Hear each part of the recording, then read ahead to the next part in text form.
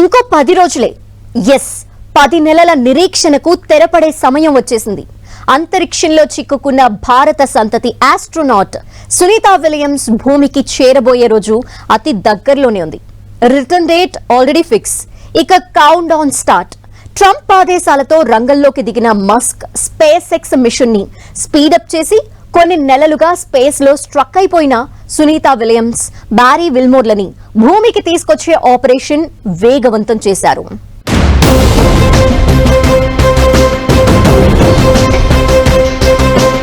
పది నెలల నిరీక్షణకు తెరపడే సమయం. భారత సంతతి ఆస్ట్రోనాట్ సునీతాను భూమిపైకి తీసుకొచ్చే మిషన్.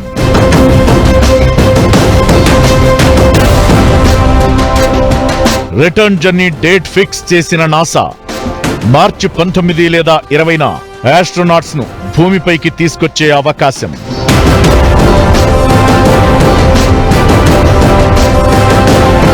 నలుగురు ఆస్ట్రోనాట్స్ బృందంతో స్పేస్ ఎక్స్ క్రూ 10 మిషన్.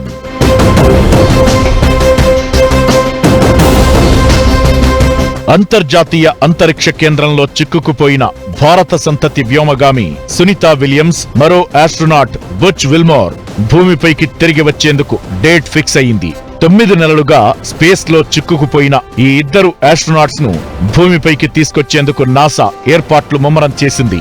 మార్చి 19న వీళ్లను భూమిపైకి తీసుకొచ్చే అవకాశాలున్నట్టు నాసా చెబుతోంది. Space X CEO Elon Musk కు చెందిన స్పేస్ ఎక్స్ డ్రాగన్ లో సునీతా విలియమ్స్, బారీ విల్మోర్లను భూమిపైకి తీసుకురానున్నట్లు నాసా స్పష్టం చేసింది.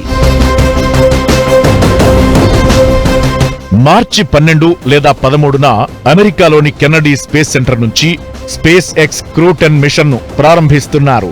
నాసాకు చెందిన వ్యోమగాములు Anne McClain, Nicole Ayers, Japan aerospace exploration agency నుంచి Takuya Onishi, Roscosmos cosmonaut Kirill Peskov బృందం సునీతా విలియమ్స్, బుచ్ విల్మోర్లను తిరిగి భూమిపైకి తీసుకొచ్చేందుకు స్పేస్ ఎక్స్ క్రూ 10లో బయలుదేరుతోంది.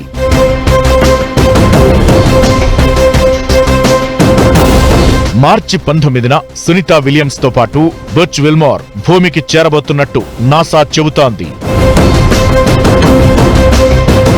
10 రోజుల మిషన్ లో భాగంగా 2024 జూన్ 5న సునీతా విలియమ్స్, బారీ విల్మోర్ అంతరిక్షంలోకి వెళ్లారు.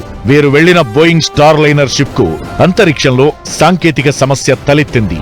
దీంతో సునీతా విలియమ్స్, బారీ విల్మోర్ స్పేస్ నుంచి తిరిగి రాలేక అక్కడే చిక్కుకుపోయారు. 10 రోజుల మిషన్ కాస్త స్టార్ లైనర్ లో సాంకేతిక సమస్యతో ఆస్ట్రోనాట్స్ లేకుండానే సెప్టెంబర్లో భూమి మీదకు చేరింది.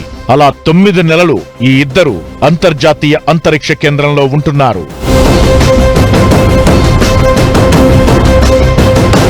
ఆ తరువాత స్పేస్ ఎక్స్ క్రూ 9 మిషన్ ను నాసా లాంచ్ చేసింది.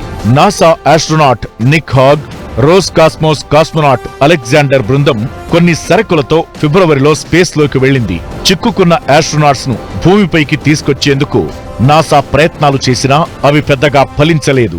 అలా వారిని భూమిపైకి తీసుకొచ్చే మిషన్ వాయిదా పడుతూ వస్తోంది. అయితే అమెరికా అధ్యక్షుడు ట్రంప్ దృష్టికి ఈ విషయం వెళ్లడంతో ప్రభుత్వం వారిని వెంటనే తీసుకురావాలని ఆదేశించారు. ఆ బాధ్యతను ఎలాన్ మస్క్ కు అప్పగించారు. నాసా చెబుతున్న దాన్ని బట్టి వీరిద్దరిని మార్చి 19, 20 తేదీల్లో వెనక్కు తీసుకొచ్చే ఛాన్స్ ఉంది. ఇప్పటికే space X crew 9 Dragon mission ద్వారా ఇద్దరు వ్యోమగాముల్ని నాసా అంతరిక్ష కేంద్రానికి పంపింది. వాళ్ళు సునీతా విలియమ్స్, విల్మోర్ కి కావలసిన వస్తువుల్ని ఐఎస్ఎస్ కి పట్టుకెళ్లారు. సెప్టెంబర్లో మొదలైన వాళ్ల మిషన్ ఈ మార్చితో 6 నెలలు పూర్తి చేసుకుంటుంది. ఇప్పుడు స్పేస్ ఎక్స్ క్రూ 10 క్యాప్సుల్ ని ఐఎస్ఎస్ కి పంపితే అది క్రూ 9 ని రిలీవ్ చేస్తుంది. అప్పుడు వాళ్లతో పాటుగా astronauts Sunita Williams, Butch Wilmore కలిసి భూమికి ట్రావెల్ చేస్తారు. అది ప్రాసెస్.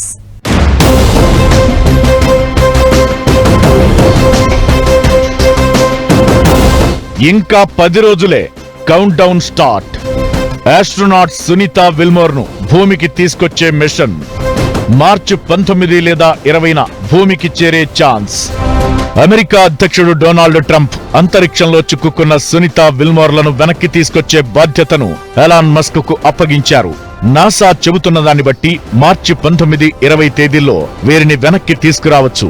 ఇప్పటికే ఐఎస్ఎస్ కమాండ్ బాధ్యతల్ని ఇతరులకు అప్పగించే హ్యాండ్ ఓవర్ కార్యక్రమం అంతరిక్ష కేంద్రంలో జరిగింది. కమాండ్ బాధ్యతల్ని సునీతా విలియమ్స్ మరో ఆస్ట్రోనాట్ అలెక్సే ఓవ్చినిన్ కు అప్పగించారు. చాలా రోజులుగా వాళ్లతో కలిసి అంతరిక్ష యాత్రలో ఉన్నారు సునీత. దీంతో వి విల్ మిస్ యు అని భావోద్వేగానికి గురయ్యారు. అదే సమయంలో సునీతా విలియమ్స్ తన సహచర అంతరిక్ష కేంద్రంలోని ఆస్ట్రోనాట్స్ కు ధన్యవాదాలు తెలిపారు. గతేడాది సెప్టెంబర్లో స్పేస్ ఎక్స్ క్రూ9 మిషన్ అంతరిక్ష కేంద్రానికి వెళ్లింది. 6 నెలల పాటు తమ స్పేస్ పరిశోధనల్ని చేసింది. మార్చిలో వీరి మిషన్ కంప్లీట్ అయిపోతుంది. అయితే ఓవ్చినిన్ తో పాటు Roscosmos flight engineer Ivan Vagner, NASA flight engineer Don Pettit వీళ్లంతా ఏప్రిల్లో భూమికి చేరే ఛాన్స్ ఉంది. అప్పటి వరకు ఐఎస్ఎస్ ఆపరేషన్స్ ను వీళ్లు పర్యవేక్షిస్తారు. సునీతా విలియమ్స్ 9 నెలలకు పైగా ఐఎస్ఎస్ లోనే ఉంటున్నారు. ఇలా అంతరిక్షంలో ఏకబిగిన అత్యధిక సమయం ఉన్న తొలి మహిళగా సునీత రికార్డ్ నెలకొల్పారు. అయితే సునీతకు ఇది మొదటి రికార్డు కాదు. 2006-07లో తన మొదటి స్పేస్ వాక్ సమయంలో ఆమె అంతరిక్షంలో 29 గంటల 17 నిమిషాల పాటు గడిపి ఇప్పటి వరకు అంతరిక్షంలో ఎక్కువసేపు స్పేస్ వాక్ చేసిన మహిళగా రికార్డు సృష్టించారు. సునీతా విలియమ్స్ కు ఇది 3వ అంతరిక్ష యాత్ర. ఈ 3 యాత్రల్లో కలిపి ఆమె 9 సార్లు అంతరిక్షంలో నడిచారు. ఈ సమయంలో ఆమె మొత్తం 62 గంటల 6 నిమిషాలు స్పేస్ వాక్ లో గడిపారు. ఒక మహిళా ఆస్ట్రోనాట్ గా అంతరిక్షయానం అనేది ఎన్నో సవాళ్లతో కూడుకున్నది. కుటుంబానికి, భూమికి దూరంగా అంటే జీరో గ్రావిటీలో జీవితం ఛాలెంజెస్ తో సహవాసం లాంటిది. శారీరకంగా, మానసికంగా ఆ కష్టాలను ఇన్నాళ్లు అవలీలగా దాటుకుంటూ వచ్చారు సునీతా విలియమ్స్. అంతరిక్షంలో గురుత్వాకర్షణ ఉండదు. దీంతో కండరాల ద్రవ్యరాశి, ఎముకల సాంద్రత తగ్గి పిలుసుబారిపోతాయి. ఈ ప్రభావం నుంచి బయటపడడానికి వాళ్లు నిరంతరం వ్యాయామం చేయాల్సి ఉంటుంది. తిరిగొచ్చాక కూడా చాలా ఆరోగ్య సమస్యలను ఫేస్ చేస్తారు.